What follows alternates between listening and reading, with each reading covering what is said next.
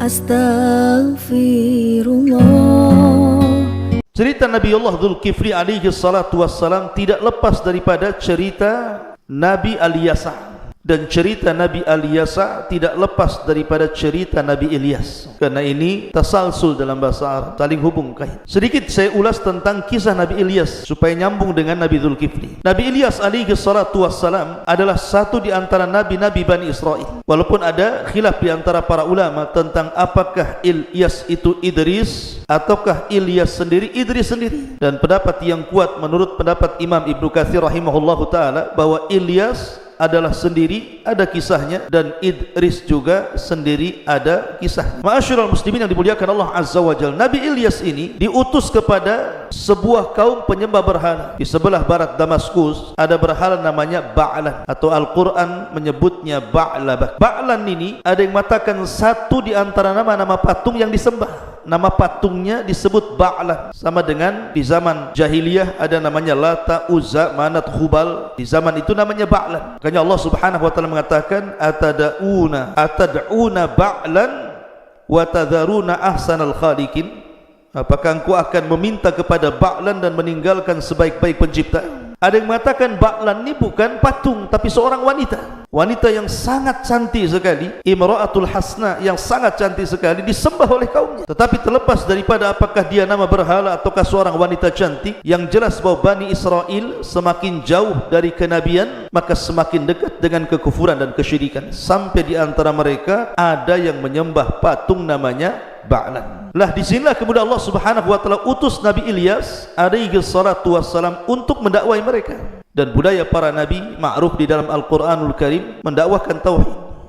Itulah yang dilakukan oleh Ilyas alaihi salatu wassalam, dan itu digambarkan dalam surah As-Saffat ayat 123 sampai 132. Allah mengatakan wa inna Ilyas laminal mursalin idh qala liqaumihi ala tattaqun atad'una ba'lan wa tadharuna ahsanal khaliqin Allahu rabbukum wa rabbu abaikumul awwalin.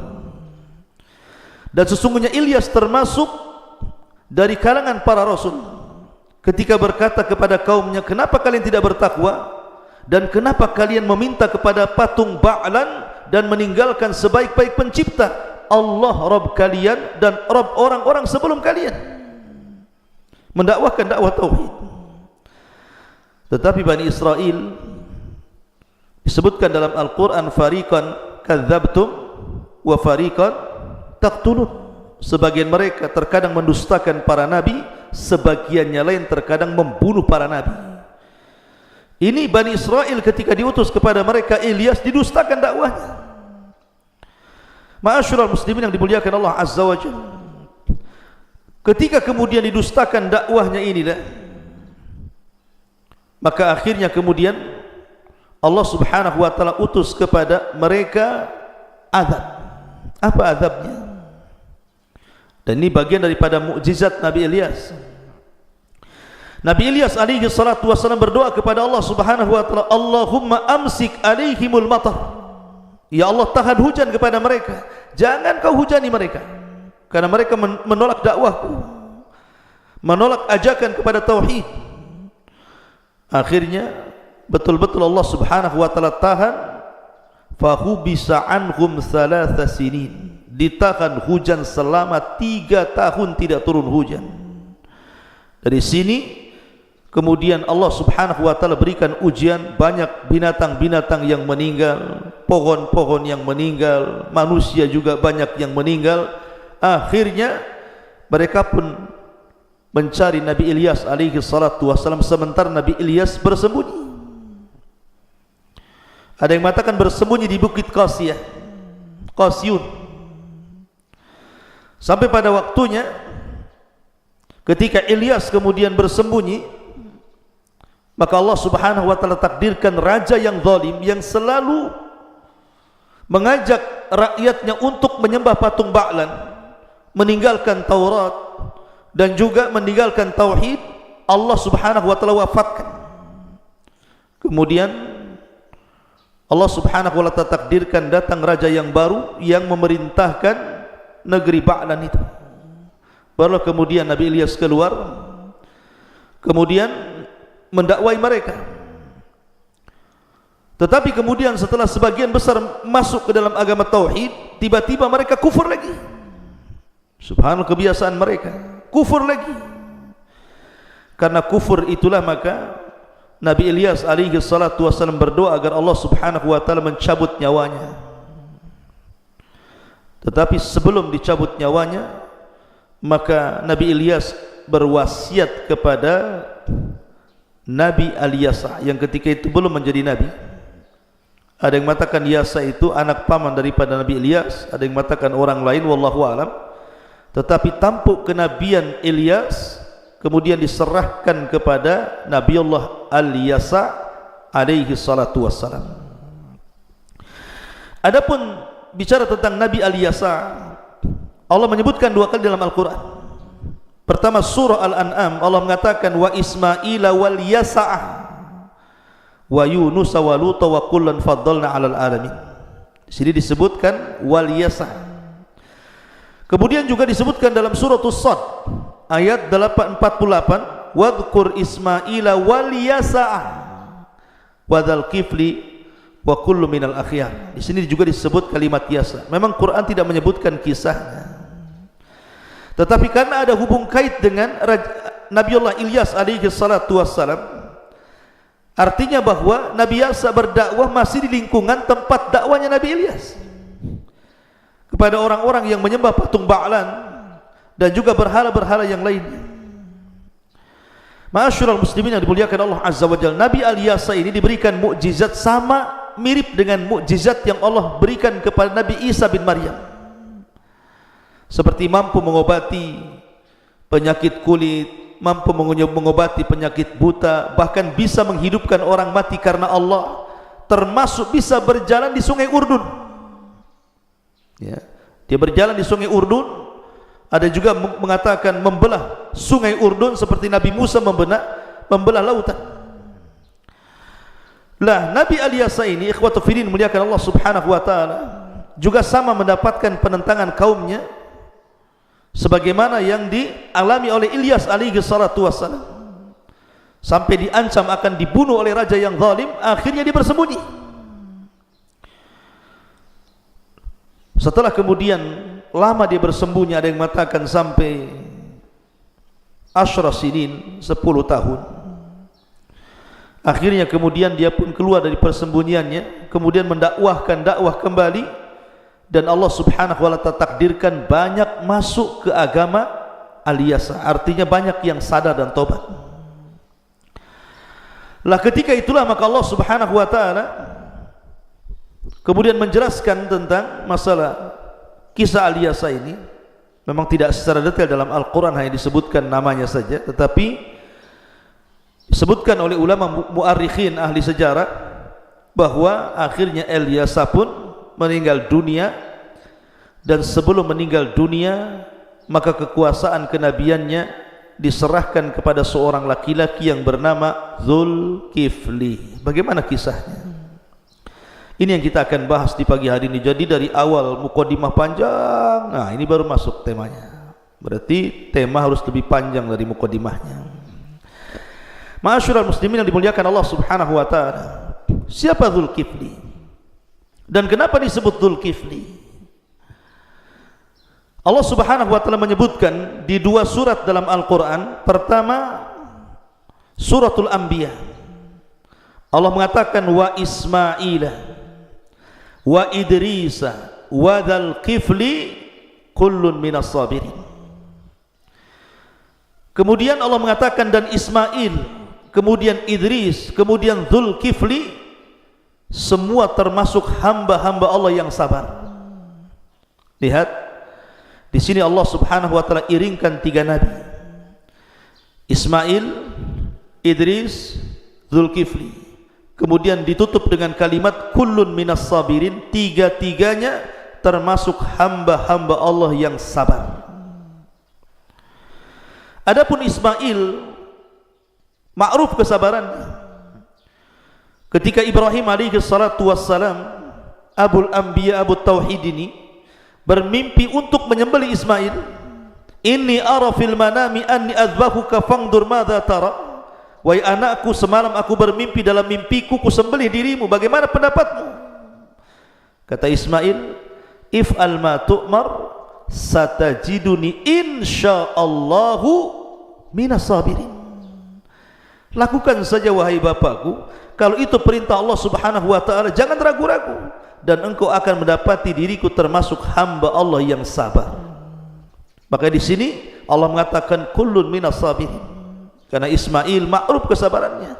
Sejak kecil sudah dilatih kesabarannya. Dia hanya hidup berdua bersama ibundanya tercinta di sebuah lembah yang tidak ada apapun, kering kelontang, tidak ada binatang, tidak ada tumbuhan. Sabar hidup di sebuah lembah sampai membangun Ka'bah bersama ayahnya. Adapun Idris diambil dari kata dirasah, karena Idris itulah rajin belajar. Bahkan dia awal man khatta bil qalam, orang yang pertama kali mencatat dengan pena itulah Idris. Jadi Idris itu setiap hari suka belajar, suka membaca dan suka mencatat, suka talabul ilmi. Dan talabul ilmi butuh dengan kesabaran. Talabul ilmi itu butuh dengan kesabaran. Ma'asyiral muslimin yang dimuliakan Allah Subhanahu wa taala. Makanya kenapa kemudian Imam Syafi'i rahimahullahu taala mengatakan, akhi lan tanalal ilma illa bisittatin saumbika an tafsiliha bibayanin dzakaun wa hirsun wa ijtihadun wa bulghatun wa suhbatun ustadin wa tulu zamanin. Kata Imam Syafi'i, saudaraku, ilmu itu tidak mungkin dicapai kecuali oleh 6 perkara. Saya akan sebutkan secara rinci. Dzakaun, kecerdasan, wa hirsun, semangat, ijtihad, bulghah, suhbatul ustad, berteman dengan ustad, wa tulu zaman, dan panjangnya waktu. Jadi Imam Syafi'i rahimahullah ta'ala menyebutkan 6 perkara ini semua bicara tentang kesabaran. Karena talabul ilmi itu kalau tidak sabar tidak akan dapat ilmu. Makanya Yahya bin Abi Katsir mengatakan lan tanalal ilmu illa birahatil jismi. Lan tanalal ilmu birahatil jismi. Tidak mungkin ilmu itu diraih dengan istirahatnya badan. Artinya mencari ilmu itu perlu kesabaran. Lah Idris ini disabarkan untuk talabul ilmi. Makanya kullun minas sabirin. Adapun Zulkifli kenapa juga dikatakan kullun minas sabirin, termasuk hamba Allah yang sabar? Karena subhanallah banyak ujian dan cobaan yang diterima oleh Nabi Allah Zulkifli alaihi salatu wassalam. Nanti saya akan sebutkan. Saya ingin menyebutkan tentang kenapa disebut Zulkifli. Apa sih maknanya Zulkifli itu? Kenapa Nabi ini disebut Zulkifli? Saya akan disebutkan 2 hadis dan 1 kisah. 2 hadis dan 1 kisah. Adapun 2 hadis ini dua-duanya lemah, tidak bisa dijadikan hujah, tetapi sebagai pengetahuan kita akan ceritakan 2 hadis ini. Pertama, ma'asyiral muslimin yang dimuliakan Allah Subhanahu wa taala, hadis yang pertama, hadis ini dikeluarkan oleh Imam Ahmad dari Ibnu Umar radhiyallahu anhuma. Dia mengatakan, laqad sami'tu min Rasulillah sallallahu alaihi wasallam haditsan laulam asma'uhu illa marratan aw marrataini hatta adda sab'a marrat walakin qad sami'tuhu akthar min dhalik. Kata Abdullah bin Umar radhiyallahu anhuma, sungguh aku mendengar dari Nabi SAW sebuah hadis yang aku tidak mendengar sekali, 2 kali, 7 kali sampai 7 kali. Akan tapi aku banyak mendengar hadis ini lebih daripada 7 kali. Artinya sudah bosan aku mendengar hadis ini dari Nabi sallallahu alaihi wasallam. Makanya aku ceritakan kepada kalian. Kemudian beliau mengatakan, kana al-kiflu min bani Israel. Ada orang namanya al-kiflu atau Dzulkifli, dan dia termasuk dari Bani Israel. La yatawarra min dzambin amilahu, dia tidak pernah takut dengan dosa yang dilakukannya, enggak pernah takut berbuat dosa. Ini namanya al-kiflu ini. Fa'atathu imra'atun fa'ataha 60 dinara ala an yata'aha. Kemudian dia membayar seorang wanita, seorang gadis, dia bayar 60 dinar untuk menggaulinya, untuk berzinah dengannya. Falamma qa'ada minha maq'ada ar-rajuli min imra'atihi, ketika betul-betul sudah hendak melakukan perzinahan, yang laki-laki sudah membuka auratnya, yang perempuan juga sama, dan tinggal melakukan perzinahan saja, ir'addat wa bakat, tiba-tiba wanita itu menangis. Sehingga kemudian Dzulkifli atau Al-Kifli ini mengatakan, wa ma yubkik a'akrahtuki? Qalat lah, apa yang membuat anda menangis wahai wanita? Apakah engkau membenciku? Bukankah sudah kubayar apa yang kau kehendaki dari beberapa dinar? Maka wanita ini mengatakan, tidak, aku tidak membencimu, akan tapi aku tidak pernah melakukan perzinahan ini sama sekali sebelumnya. Aku tidak pernah melakukan perkara ini sebelumnya. Kemudian kata Dzulkifli, lalu kenapa kau lakukan? Kau mau dibayar dan kau mau berzinah denganku? Maka dia mengatakan, innama hamalani alaihi al-hajah, karena ada sebuah kebutuhan yang menjadikan aku mau dibayar. Akhirnya kemudian Dzulkifli tidak jadi berzinah. Dia pun kemudian mengatakan, idhabi bidananir, kalau begitu pergi kau ambil uang-uang dinar ini, dan saya juga tidak akan melakukan maksiat kepadamu. Kemudian beliau bersumpah kepada Allah Subhanahu wa taala, wallahi la ya'sillah al-kiflu abada, demi Allah ya Rabb, setelah hari ini aku tidak akan bermaksiat selamanya kepada dirimu. Lah setelah itu kemudian Allah takdirkan dia mati. Setelah dia bersumpah untuk tidak bermaksiat kepada Allah selamanya, di malam itu Dzulkifli meninggal. Ketika dia meninggal, tiba-tiba kemudian fa asbaha maktuban bi a'la babihi qad ghafarallahu azza wa jal li Dzulkifli. Tiba-tiba kemudian di pintu rumahnya keesokan harinya ada tulisan yang bacaannya, semoga Allah mengampuni Dzulkifli. Dari sini keluar nama Dzulkifli. Tapi sekali lagi hadis ini tidak sahih. Dan kalaupun sahih, tentu mustahil seorang nabi melakukan seperti ini. Kalaupun ada kemiripan nama Dzulkifli, maka yang satu Dzulkifli nabi, yang satu Dzulkifli ini, maksudnya begitu ya. Tetapi hadis ini dhaif. Ini hadis yang pertama. Hadis yang kedua, hadis dikeluarkan Al-Imam Ibnu Jarir At-Tabari rahimahullahu ta'ala. Jadi zaman Bani Israel itu ada orang soleh, saking solehnya setiap hari dia melakukan salat mi'ata salatin, 100 kali salat setiap hari, siang dan malam, tidak pernah meninggalkan dari 100 kali salat ini. Akhirnya kemudian orang soleh ini mengatakan kepada manusia, sebentar lagi saya akan meninggal. Siapa yang ingin takaffalali, yang ingin menggantikan posisiku setelah kematianku, melakukan sholat 100 kali siang dan malam itu, maka dia akan mendapatkan keutamaan sama dengan keutamaan yang Allah anugerahkan kepadaku. Akhirnya datanglah seorang anak muda dan mengatakan, saya siap menduduki posisimu untuk melaksanakan solat dalam satu hari dan satu malam, mi'ata salatin atau mi'ata rak'atin, 100 kali rakaat atau 100 kali solat. Maka ketika itulah anak muda yang menggantikan orang soleh itu disebut Dzulkifli, karena mengkafir, menggantikan posisi orang soleh Bani Israel. Ini pun dhaif, tidak sahih.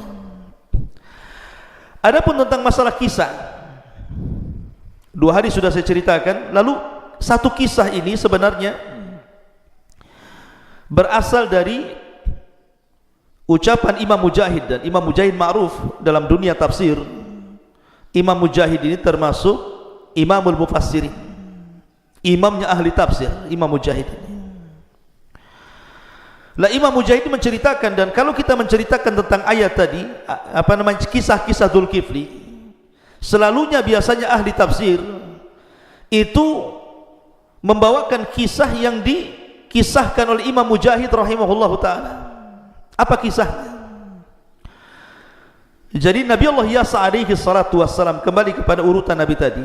Nabi Allah Yasa alaihi salatu wassalam, ketika dia sudah tua, sudah mendekati ajalnya, maka Nabi Yasa ini berkhutbah di hadapan manusia,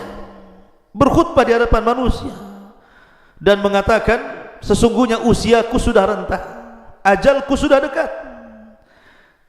Aku ingin memilih di antara anak-anak muda di antara kalian yang menggantikan posisiku, akan tetapi dia harus melaksanakan 3 syarat.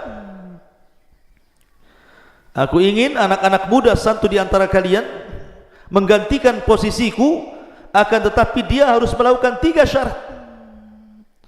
Syarat yang pertama, asy-syartul awwal an yasuman nahara wa la yuftir. Harus puasa di siang hari terus menerus setiap hari dan tidak berbuka. Wasyartu tsani, dan syarat yang kedua, an yakuma al-lailah wa la yanam. Harus salat malam terus dan tidak boleh tidur. Kemudian wasyartu tsalis, adapun syarat yang ketiga, alla yaghdab fil qada. Kalau dia memutuskan sebuah perkara di antara manusia, tidak boleh marah. Bayangkan 3 syarat ini. Kalau malam tidak boleh lepas dari sholat malam, kalau siang tidak boleh lepas daripada puasa, kalau memutuskan sebuah perkara tidak boleh marah-marah. Mundur teratur anak-anak muda ini. Siapa yang bisa melakukan 3 syarat ini?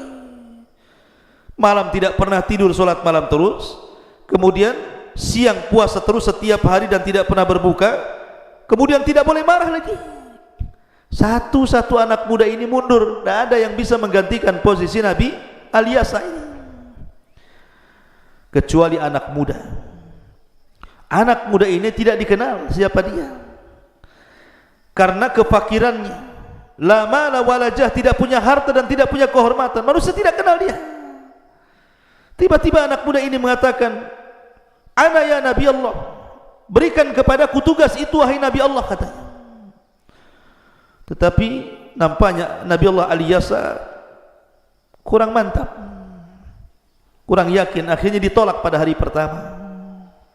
Besoknya dikumpulkan kembali, berkhutbah lagi, kemudian meminta siapa di antara anak-anak muda yang mau menggantikan dirinya. Kemudian disebutkan 3 syarat yang sama. Anak muda ini daftar lagi sampai 3 kali. Baru kata Al-Yasa mengatakan, muta'akkid mungkin bahasa Arabnya, kok yakin gitu ya. Dia mengatakan, saya yakin. Dari sini kemudian Nabi Allah Al-Yasa pun meninggal dunia. Maka yang menggantikan posisi adalah anak muda ini. Dia ibadah tiap malam, ibadah tiap siang, dan tidak pernah marah. Akhirnya iblis mengumpulkan bala tentaranya dan mengatakan kepada bala tentaranya, goda anak muda itu, buat dia marah, karena syaratnya tidak boleh marah masalahnya. Maka dikeluarkan pasukan yang banyak dari pasukan-pasukan iblis untuk menggoda anak muda itu. Subhanallah, satu setan pun tidak bisa menggoda anak muda itu, saking sabarnya. Makanya Allah mengatakan, kullun minas sabirin, wa Ismail wa Idris wa dzal kifli kullun minas sabirin. Karena memang mereka nabi-nabi sabar masalahnya. Karena anak buahnya tidak bisa menggoda anak muda ini, iblis turun langsung. Wah, ini kalau ada dengkotnya yang turun langsung, beda caranya. Udah suhunya nih yang turun ini. Akhirnya iblis pun menyamar menjadi syaikhun kabir, orang tua yang sangat rentah, seolah-olah punya masalah ingin datang kepada anak muda itu. Lah, iblis ini datang kepada anak muda ini di saat jam tidurnya anak muda itu, kailulah. Dalam Islam juga kailulah sunnah hukumnya. Makanya Rasul mengatakan, kilu fa inna syaitan la yakin, tidurlah siang karena setan itu tidak pernah tidur siang. Jadi kalau seandainya kita tidur siang, berarti tidur kita menyelisihi tidurnya setan. Ya, kubaila dhuhri kata ulama, waktunya mendekati waktu zuhur. Ya jam 11, setengah 11 itu disebut kailulah. Lah kebiasaan Dzulkifli ini, anak muda ini yang kelak akan disebut Dzulkifli, itu tidur sebentar saja kailulah menjelang zuhur. Ya harus tidur ikhwan, karena di malam hari dia tidak pernah tidur. Di malam hari dia ibadah terus sampai kemudian subuh. Kemudian habis itu puasa, kapan tidurnya? Sehingga tidurnya itu hanya bisa dilakukan di waktu kailulah. Lah setan ini sengaja datang, si iblis ini, di waktu istirahatnya Dzulkifli, anak muda ini. Akhirnya diketok rumahnya, diajak ngobrol sampai dilalaikan dari waktu harusnya dia beristirahat. Kalau sudah lewat waktu kailulah, dia tidak akan tidur lagi. Kemudian akhirnya kata anak muda ini, kenapa kau tidak datang fi waqtil qadha? Waktu ketika aku memutuskan perkara, ini kan waktu istirahatku. Datanglah besok kalau perkaramu ingin selesai. Maka keesokan harinya Dzulkifli atau anak muda ini menunggu di waktul qadha, tapi orang tua itu tak datang. Ketika tidak datang, akhirnya anak muda ini balik lagi lah, ya, karena tidak datang. Kemudian setelah dia pulang, yang harusnya dia tidur di hari kedua, tidur kailulah itu, datang lagi anak orang tua ini mengganggu tidurnya lagi. Anda bayangkan orang kalau kurang tidur kan udah emosi itu. 2 hari tidak tidur, malam sholat malam, siang puasa sunnah, puasa terus setiap hari gitu kan. Oh, kalau kita diganggu tidur, jangan lagi orang, suara handphone kita berdering saja kita mau banting tuh suara handphone, apalagi orang lain yang mengganggu, ya. Akhirnya karena Dzulkifli ini juga manusiawi, dia bukan malaikat kan, 2 hari tak tidur, ibadah terus saja. Dia berpesan kepada keluarganya, ini sudah hari ketiga, saya takut kakek itu datang lagi, tolong ketika aku tidur kau kunci pintu ini supaya dia jangan masuk. Akhirnya dia pun tertidur kailulah, dikunci betul sama keluarganya. Namanya iblis, dia bisa masuk lewat lubang kunci kan begitu. Iblis itu bisa, dia bisa masuk lewat mana saja iblis itu. Jadi tiba-tiba kemudian Dzulkifli ketika hendak tertidur, hampir dia tertidur, dia mendengar ada suara ketuk pintu. Tapi dia tidak mau mengindahkan karena dia tahu jangan-jangan dia lagi. Ketika dia isyaratkan matanya, rupanya yang mengetuk itu dari dalam.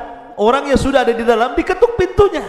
Bayangkan, orang ngetuk dari luar, ini orang yang sudah di dalam diketuk-ketuk pintunya. Dari situ Dzulkifli sudah mengetahui bahwa ini bukan manusia. Makanya dia langsung berteriak, anta aduullah, kamu ini musuh Allah, kamu ini setan, kamu ini iblis rupanya. Lalu engkau kenapa mengganggu diriku? Maka kemudian kata iblis ini, dia mengatakan, ketika Dzulkifli mengatakan anta aduullah, kamu adalah musuh Allah, maka syaitan mengatakan, na'am ana iblis, ya saya iblis.